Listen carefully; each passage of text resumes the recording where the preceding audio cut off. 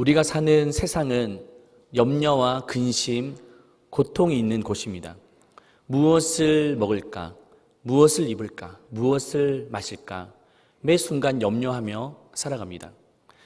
경제적인 결핍, 또 질병에 대한 두려움, 또 실직, 너무나도 방법이 보이지 않는 이 시대를 살아가고 있습니다. 또 요즘에는 계속되는 장기 침체로 인해서 기업은 부도를 맞고 자영업자들은 계속해서 폐업이 일어나고 있습니다. 이러한 때에 우리 마음속에 어떤 감정이 들어옵니까? 바로 두려움의 감정입니다. 이러한 두려움 때문에 우리는 때로는 건강, 또 마음의 평안, 신앙마저도 잃어버릴 것 같습니다. 그래서 성경은 두려워하지 말라, 두려워하지 말라 반복합니다. 성경을 이렇게 보다 보면 염려하지 마라, 두려워하지 마라 이 내용이 총 366번 나옵니다. 왜 이렇게 많은 숫자를 반복해서 강조하고 있을까요? 우리 인간은 가만히 두면 염려하고 걱정하는 사람들입니다. 그래서 1년 365일 동안 염려하고 또 염려하기 때문에 하나님께서 1년 내내 두려워하지 말아라, 염려하지 말아라 말씀하시고 또다시 한 번 더 강조하지 않나 생각해 봅니다. 또 두려움은 대적 마귀가 우리를 공격하는 급소이기도 합니다. 욥만 봐도 그렇습니다. 욥은 하나님이 그를 축복하시고 또 그는 당대의 의인이었고 하나님을 경외하는 사람이었습니다. 그런데 갑자기 자녀가 죽게 되고 재산은 다 날리고 몸에 질병이 찾아왔습니다. 그러자 부인은 그런 하나님이라면 저주하고 죽으라 그렇게 악담까지 했습니다. 하지만 욥은 주신 분도 하나님이시고 취하신 분도 하나님이십니다. 믿음을 저버리지 않습니다. 그랬던 그 욥이 무너진 감정선이 있었습니다. 그것이 바로 두려움이었습니다. 욥기 3장 25절 보시면 내가 두려워하는 그것이 내게 임하고 내가 무서워하는 그것이 내 몸에 미쳤구나. 두려움의 감정이 몰려오니 믿음이 좋던 이 의인 욥도 도저히 감당할 수 없었습니다.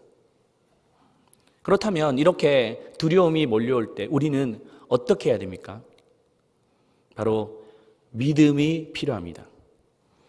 한 청교도 신학자는 근심의 비가 내리면 믿음의 우산을 펴고 활짝 웃어라. 근심의 비가 내리면 믿음의 우산을 펴고 활짝 웃어라. 그렇게 말했습니다.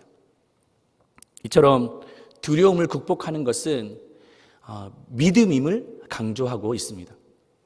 그래서 히브리서 기자도 이 믿음에 대해서 이렇게 말씀하고 있습니다. 우리 같이 한번 히브리서 11장 6절 말씀 읽겠습니다. 믿음이 없이는 하나님을 기쁘시게 하지 못하나니 하나님께 나아가는 자는 반드시 그가 계신 것과 또한 그가 자기를 찾는 자들에게 상 주시는 이심을 믿어야 할지니라. 크게 두 가지를 말씀합니다. 첫 번째는 믿음이 없이는 하나님을 기쁘시게 할 수 없는데 하나님께 나아가는 자는 첫 번째 하나님은 살아계시다. 죽은 하나님이 아니고 지금도 역사하신 분이시다라는 것을 믿어라. 두 번째는 그분께 나아갈 때 상 주시는 분이시라는 것도 믿어라. 이것은 응답하시는 분이시다. 우리의 기도와 간구를 들어주시는 분이시다라는 것을 잊지 마라 라고 말해주고 있습니다. 그래서 신앙인은 하나님이 살아계시는 것, 또 우리에게 응답하시는 것이라는 것을 믿는 자입니다. 그렇다면 이 믿음이 우리에게 구체적으로 나타나기 위해서는 무엇이 필요할까요? 단언컨대 기도입니다. 하늘은 은혜의 풍성한 보고입니다. 근데 그 은혜가 우리의 삶에 내려오기 위해서는 루트가 필요한데요. 그 루트는 바로 기도입니다. 그래서 앤드류 머레이는 하나님의 전능과 인간의 무능을 잇는 그것은 바로 기도이다라고 말해주고 있습니다. 아브라함 링컨도 기도의 사람이었습니다. 그는 정말 어려움의 순간들을 기도로 극복하지 않습니까? 미국 워싱턴 DC에 가면 박물관이 있는데요. 거기 가면 아브라함 링컨이 썼던 성경책이 소장되어 있습니다. 근데 그 성경책을 보면 아브라함 링컨이 손때에 눌려 자국이 생긴 그런 구절이 있다고 말합니다. 시편 34편 4절인데요. 우리 같이 읽어보겠습니다. 내가 여호와께 간구하매 내게 응답하시고 내 모든 두려움에서 나를 건지셨도다. 링컨은 그 남북전쟁 속에서 얼마나 두려웠겠습니까? 그러나 그때마다 이 말씀을 붙들고 기도합니다. 내가 여호와께 간구하매 내게 응답하시고 내 모든 두려움에서 나를 건지셨도다. 국정을 운영하면서 이 말씀을 붙들고 기도합니다. 내가 여호와께 간구하며 내게 응답하시고 내 모든 두려움에서 나를 건지셨도다. 많은 적대 세력, 반대 세력이 있었지만 그 상황 속에서 주저앉지 아니하고 내가 여호와께 간구하며 내게 응답하시고 내 모든 두려움에서 나를 건지셨도다. 그 기도가 아브라함 링컨을 살렸던 겁니다. 오늘 본문에서도 야곱이 나오는데요. 야곱도 참 두려움을 겪고 있습니다. 하지만 그 위기를 잘 극복해냅니다. 이때도 바로 기도가 있었습니다. 오늘 이 말씀을 통해서 우리도 두려움이 몰려오고 위기의 순간 속에서 어떻게 두려움을 헤쳐나갈 수 있는지, 또 위기를 극복할 수 있는지 이 말씀을 통해서 우리가 교훈을 찾고자 합니다. 오늘 본문에서 내용이 어떤 배경 속에서 기록되었냐면요, 야곱이 풍족한 삶을 살 때였습니다. 라반 그 삼촌 집에서 손대는 일들마다 다 하나님의 복을 받습니다. 다 잘 되는 거예요. 또 자녀의 복도 받습니다. 12자녀를 낳게 됩니다. 또 가산이 점점 증식되어져 갔습니다. 이제 야곱이 해야 될 것은 그 많은 재물을 가지고 고향으로 돌아가는 일밖에 남지 않았습니다. 물론 라반의 집에서 고생을 많이 했어요. 열심히 일했지만 임금을 받지 못하는 그런 일도 겪었고, 또 속임을 당해 결혼까지 하기도 했습니다. 많은 마음고생을 했었습니다. 하지만 그 고통 속에서도 견딜 수 있었던 것은 내가 이제 고향으로 간다. 그 기대감과 희망을 가지고 열심히 살았습니다. 그리고 드디어 이제 고향으로 가게 되었습니다. 그런데 위기가 찾아옵니다.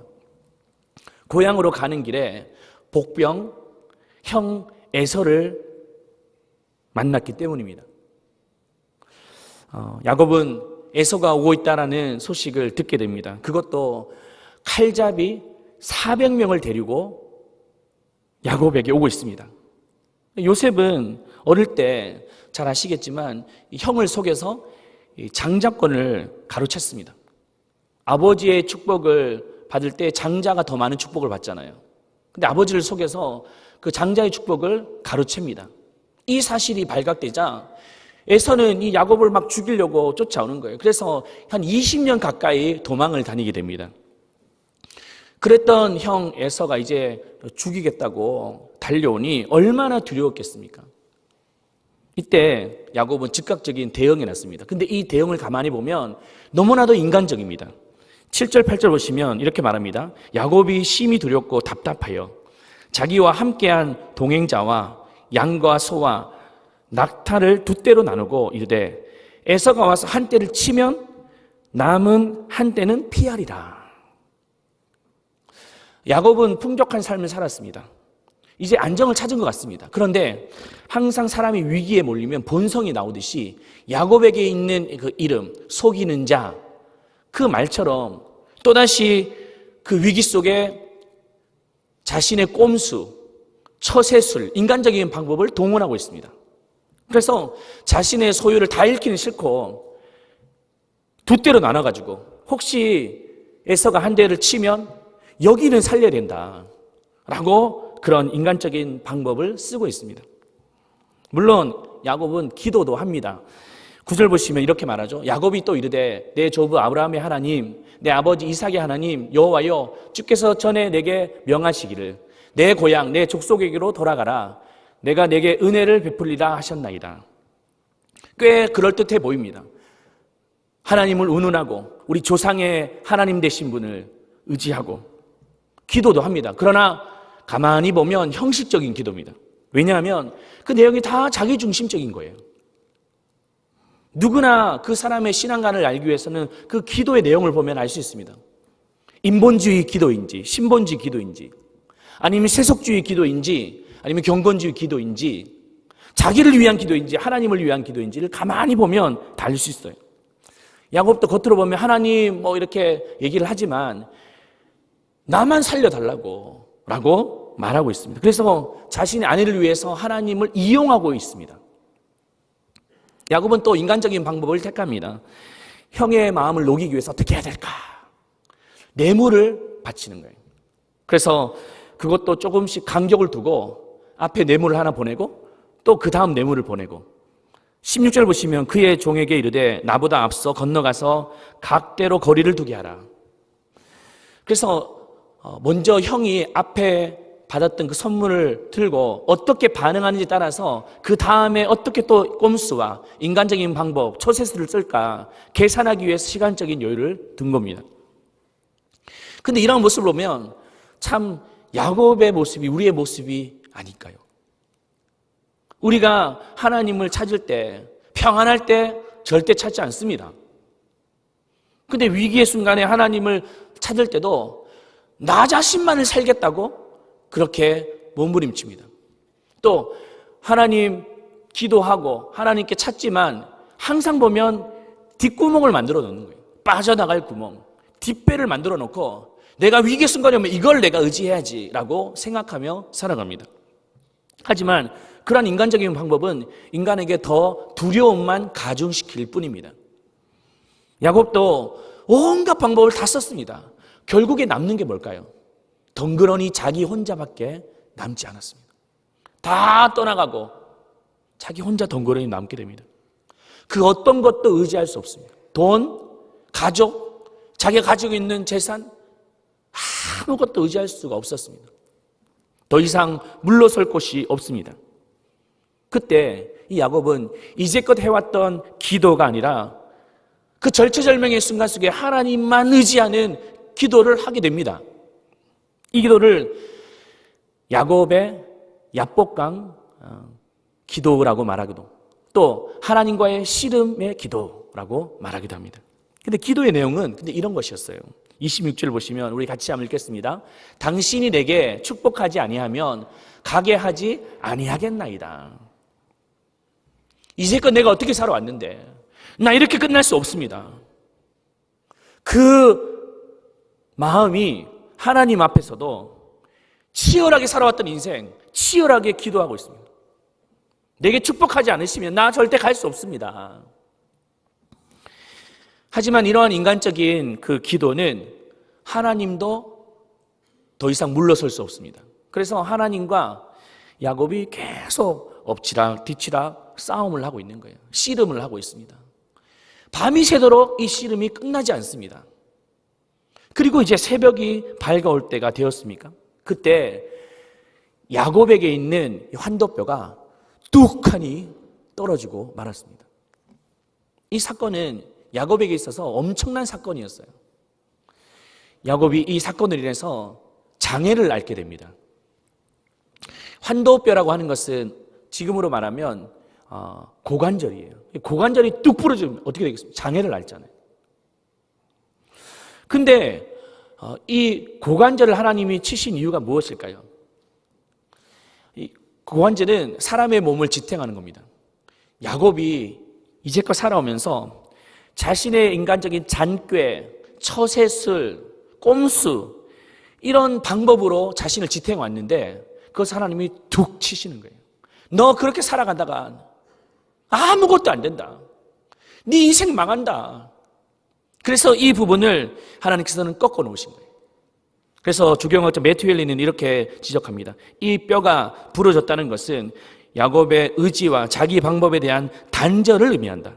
즉 지금까지 살아온 인본주의의 방식을 포기하는 것을 말한다. 지금까지는 내 생각, 내 지혜, 내 께로 살았다면 이제는 하나님을 의지하는 무릎의 사람으로 살아갈 것을 말하는 것이다.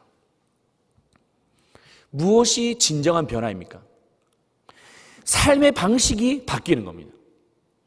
내 방식대로 살겠다라는 것을 찍어내고 하나님의 방식대로 살겠다라고 하는 거예요. 나를 의지하고 다른 뒷배를 만들어 놓는 인생이 아니라 하나님만 전적으로 의지하며 살겠다라는 삶의 변화입니다. 회심한 자의 특징이 무엇입니까? 그것은 바로 그래서 기도하는 것입니다. 기도하는 것, 반대로 기도하지 않는 것은 교만한 자예요.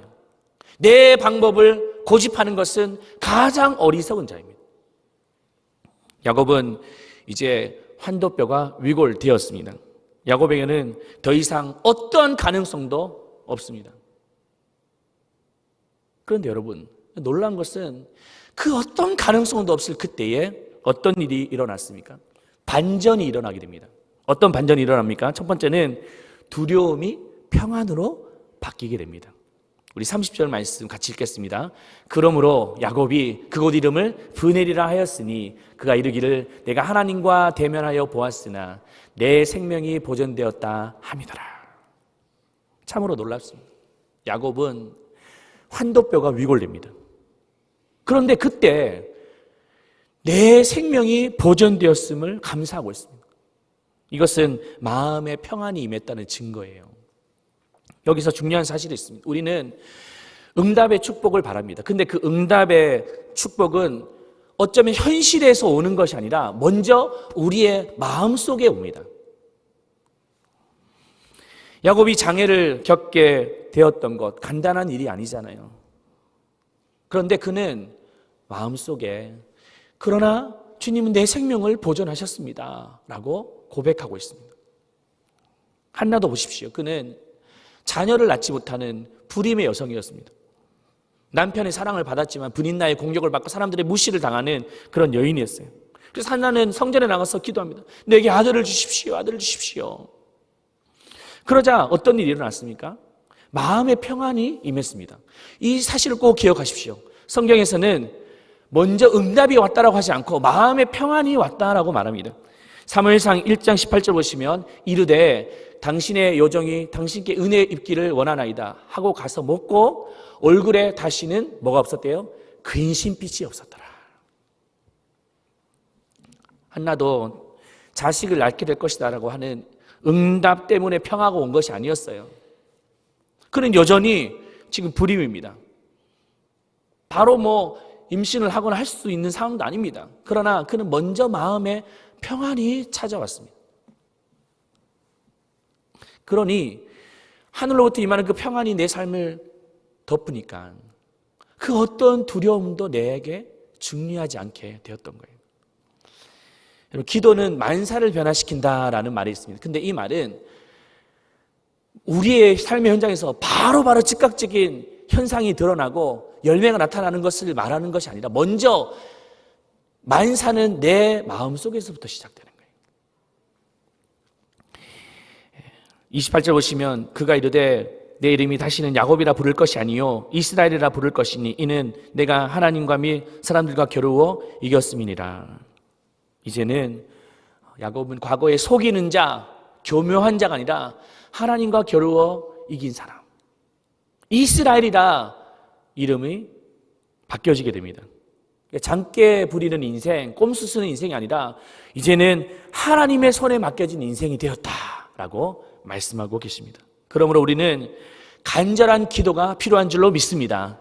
그 간절한 기도가 내 혈기를 찍어내는 거예요. 그 진실한 기도가 나의 욕심을 꺾어냅니다. 지난주 금요 성령 집회가 있었습니다. 우리 장로님도 기도해 주셨는데요. 걱정도 많이 하고 또 때로는 기대도 했지만 좀 하나님은 여전히 언제나 그러하셨듯이 신실하게 우리를 지켜주시는 것을 이렇게 보게 되었습니다. 물론 처음이라서 때로는 반주도 안 맞고 또 기능상 어려움도 많았지만 많은 분들이 그 자리에서 은혜를 받고 하셨어요. 근데 그 이유가 무엇이냐면 뭔가 장치가 좋아서 환경이 좋아서가 아니라 모든 성도님들이 다 사모하는 마음으로 나오시는 거예요. 그 사모하는 마음으로 오시는 게 다 눈에 보여지는 거예요. 그래서 찬양이 시작되니까 다 일어서서 찬양하고 손 들고 찬양하고 그리고 말씀을 마치고 기도하는데 여기저기서 다 기도하고 어떤 반주나 환경에 의해서 기도하는 것이 아니라 하나님만 바라보고 기도하고 그 이유가 무엇입니까? 그것은 바로 그들에게 있는 사모함을 주님 보시는 거예요. 간절함을 보시기 때문에 하나님께서 그 기도를 응답하시고 하늘로부터 임하는 그 은혜를 부어주시는 겁니다. 여러분, 기도의 깊은 자리에서 하나님과 씨름하시길 바랍니다. 그때 이제껏 내가 살아왔던 방식이 꺾이는 거예요. 기도는 기도대로 하고 내 욕심은 내 욕심대로 말씀은 말씀대로 듣고 내 고집은 내 고집대로 부리는 것이 아니라 진정한 기도를 주님 앞에 드리게 되면 내 방식이 이제 잘못됐구나. 내가 막 몸부림치고 애쓰고 고군분투해 살아가는 인생이 아니라 하나님이 나를 밀어주시는 삶이 나를 보호하시는 삶이 안정된 삶이구나라는 것을 그때 깨달을 수 있는 것이죠. 여러분, 무엇을 신뢰하고 무엇을 의지하며 살아가고 있습니까? 기도의 자리에서 하나님의 능력을 힘입고 마음의 평강을 얻으시기를 축복합니다. 두 번째는 두려움은 축복으로 바뀝니다. 29절 보시면 야곱이 청하여 이르되 당신의 이름을 알려주소서. 그 사람이 이르되 어찌하여 내 이름을 묻느냐 하고 거기서 야곱에게 축복한지라. 근데 어떤 축복으로 바뀌었습니까? 야곱을 죽이겠다고 찾아오는 에서와 화해하게 됩니다. 창세기 33장 4절 보시면 이렇게 말하죠. 에서가 달려와서 그를 맞이하여 안고 목을 어금 맞추어 그와 입 맞추고 서로 우니라. 한번 상상해 보십시오. 원래 이 에서가 야곱을 죽이려고 쫓아오고 있었어요. 근데 쫓아오는 그 앞에 바로 야곱이 환도뼈가 두 칸이 떨어지는 장애를 앓게 되었습니다. 만약에 이 사건이 없었으면 물론 좋았겠지만 이 사건이 없었다면 야곱이 어떻게 될까요? 형이 이제 막 쫓아와가지고 이 야곱을 죽이려고 합니다. 네가 내 장자권 뺏어가가지고 축복을 다 가지고 와서 잘되나 한번 보자. 근데 막 재산이 늘어져 있고 소와 양이 넘쳐나고 자식이 이렇게 많이 있고 그러면서 내 축복 가져가서 이렇게 잘 되고 내가 가만두지 않겠다. 이렇게 쫓아왔을 겁니다. 그런데 이제 야곱을 죽이고자 막 가는데 저 뒤에서 야곱이 오는데 혼자 쩔뚝 거려서 오는 거예요. 초라하게 고독하게 오는 것을 보면서 에서의 마음이 어땠을까요? 도대체 왜 저러지 제가? 어떻게 인생을 살았길래 저렇게 장애를 가지고 살아가는, 얼마나 고생했으면 저렇게 비참하게 걸어오느냐.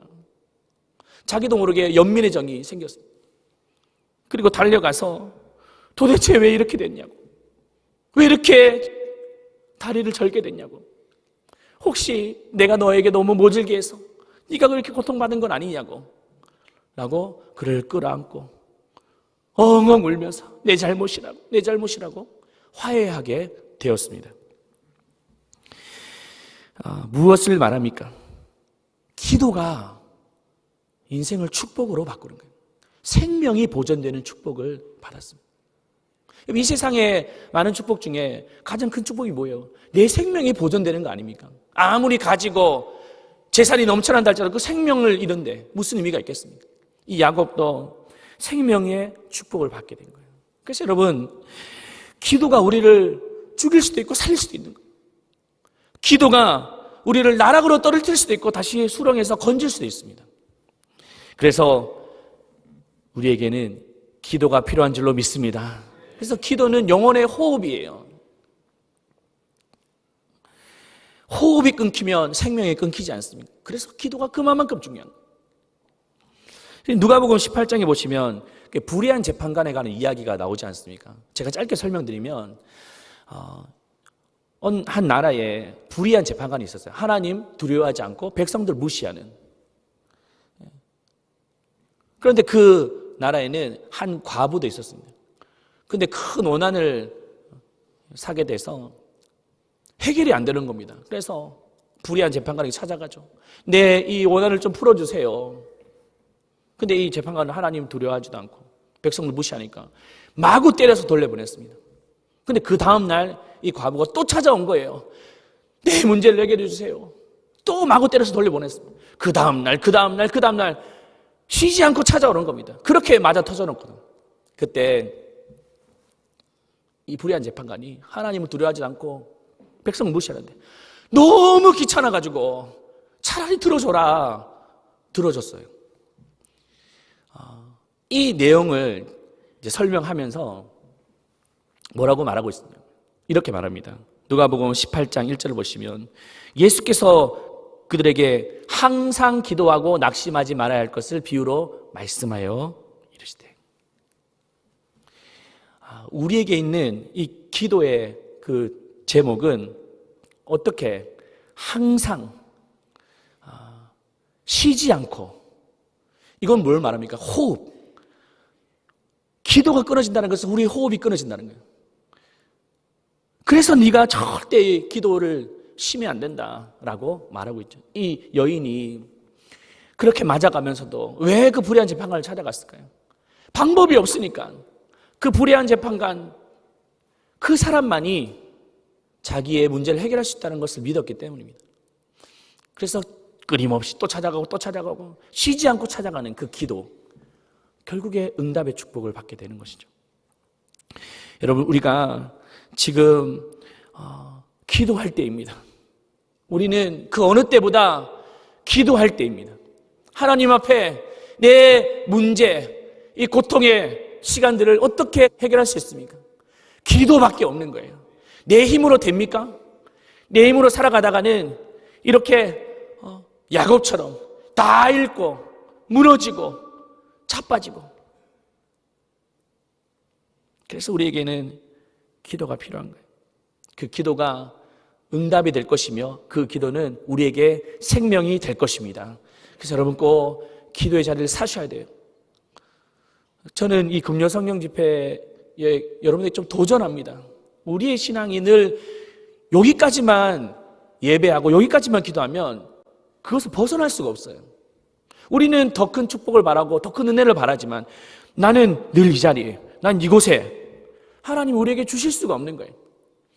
우리에게 그 사모하는 마음을 우리에게 주실 때마다 우리가 그 기도의 자리에 나아가 그 자리를 사수하고 하나님 내게 은혜 주시지 않으면 살 수 없습니다. 절절되는 그 모습을 보시고 하나님께서는 우리에게 두 팔 벌려 축복하시고 안위하시며 우리를 살려주실 것을 믿습니다. 그 기도의 자리에 여러분 초청합니다.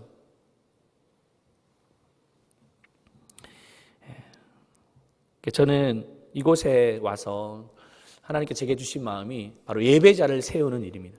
예배자. 참 이곳에 2년 6개월 전에 오기 전에 참 걱정, 두려움도 많았지만 하나님께 제 마음 주시는 것은 이 성에 내 백성이 많도다. 그 백성이 뭘 말하겠습니까? 하나님을 예배하는 백성. 정말 그 예배당에 들어오는 그 순간 나도 모르게 눈물이 나고 손을 들고 찬양할 때 내 육신의 질병도 치료되고 말씀을 듣는 순간 마음의 응어리와 고통이 해결되어지고 서로 사랑하고 용서하지 못할 사람을 용서하게 되는 그 축복, 어디에서 일어날 수 있습니까? 우리가 사이다를 먹고 계란 까먹고 빵 하나 더 먹고 적게 먹고 그 때문에 될까요? 아니죠. 하나님만 예배하는 그 가운데 하나님이 덤으로 우리에게 주시는 축복을 내려주실 때만이 가능한 줄로 믿습니다. 꼭 여러분들 그 은혜 자리에 사모하시고 나오시길 바랍니다.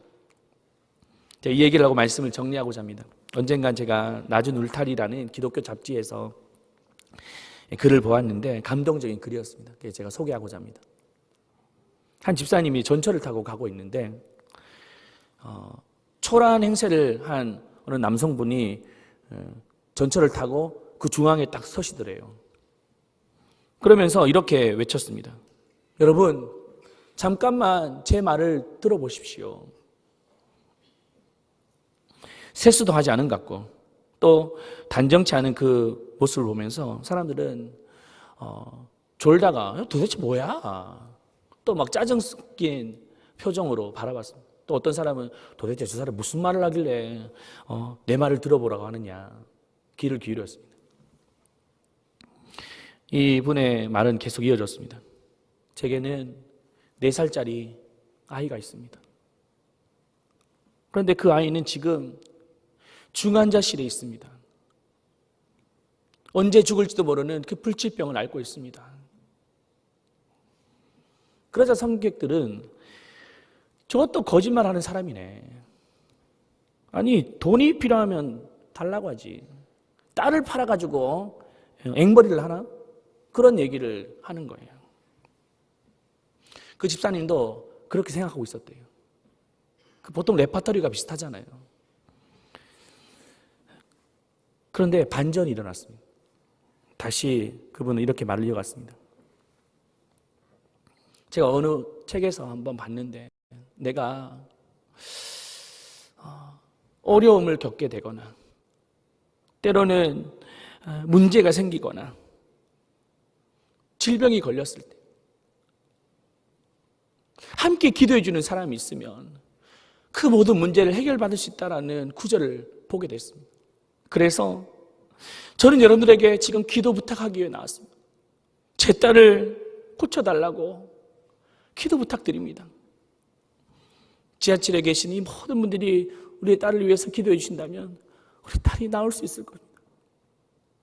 제 딸의 이름은 김송이입니다.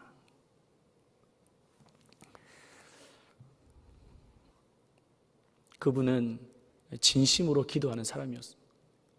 돈을 요구하거나 금전적인 도움을 요청하는 것이 아니었어요. 이분은 함께 기도할 때 자신의 딸의 병이 치유된다는 그 믿음으로 순수하게 기도를 요청했던 거예요. 그리고 전철을 나갔대요. 여러분, 우리 인생에는 참 많은 문제가 많습니다. 어려움이 많습니다. 근데 어떻게 이것을 해결할 수 있습니까? 하나님 앞에 기도하고 구할 때 하나님께서 우리에게 힘을 주실 것을 믿습니다. 그 하나님의 살아계심이 우리의 삶을 통하여 응답받기를 주님의 이름으로 축원합니다.